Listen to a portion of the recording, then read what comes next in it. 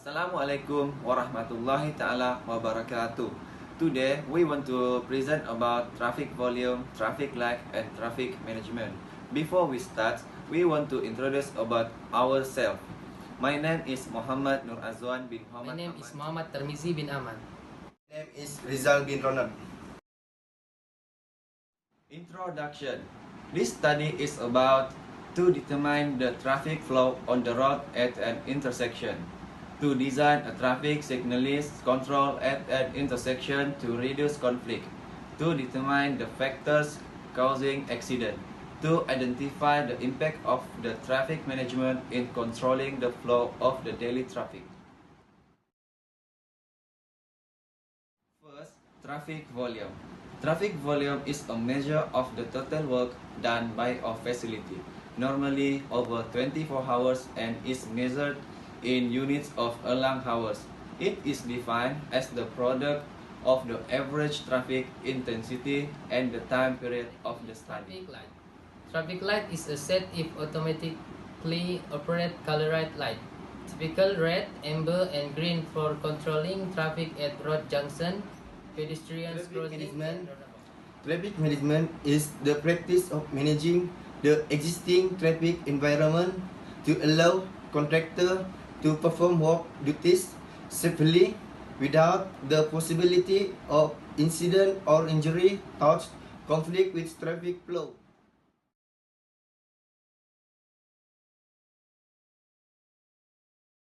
We have run this case study at KKIP near Politeknik Kota Kinabalu for 1 hour to collect the vehicle flow. First, data analysis. We already know there are 3 paths at the junction. First path approach to south, second path approach to east, while third path approach to west.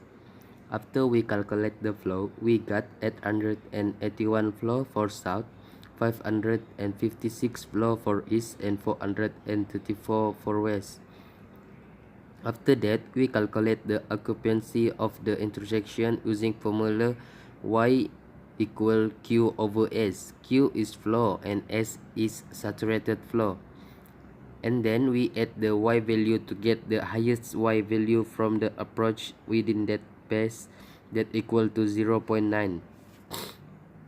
That means it is okay, because Y should not be higher than 0.85. If the value found is higher than 0.55, it is recommended that the geometrics of the intersection be upgraded to increase the capacity. In this data, we use 5 seconds for inter green time, 3 seconds for amber time, and 2 seconds for lost time. So, the total lost time for this junction is equal to 12 seconds. Next, for the optimal cycle time is 110 seconds, not higher than 120 seconds. After that, the effective green time for path 1 south is 32 seconds. For path 2 is 37 seconds, and path 3 west is 29 seconds. So to get the actual green time, we have to add 2 and minus 3 to the effective green time for each path. The actual amount for path 1 is 21 seconds, for path 2 36 seconds, and path 3 28 seconds.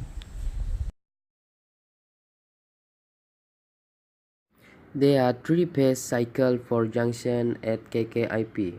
The path is go straight and turn right. Cycle length for path 1 is 31 seconds for green time and 3 seconds for amber time and 74 seconds for red time.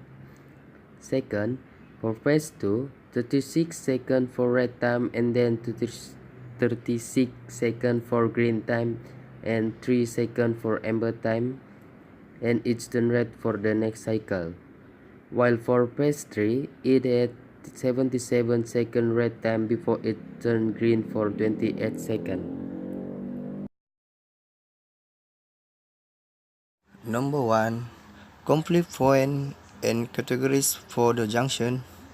The diverging is 3, merging is 4, and crossing is 5. It equal to 12. Number 2. The situation on reducing the traffic light is by converting the route to one way. I reduce the merging from 4 to 3 and crossing from 5 to 3, and it equal to 9. 4 factors causing road accident. Number 1, distracted driving. Number 2, rain. Number 3, tire blowout. Number 4, potholes.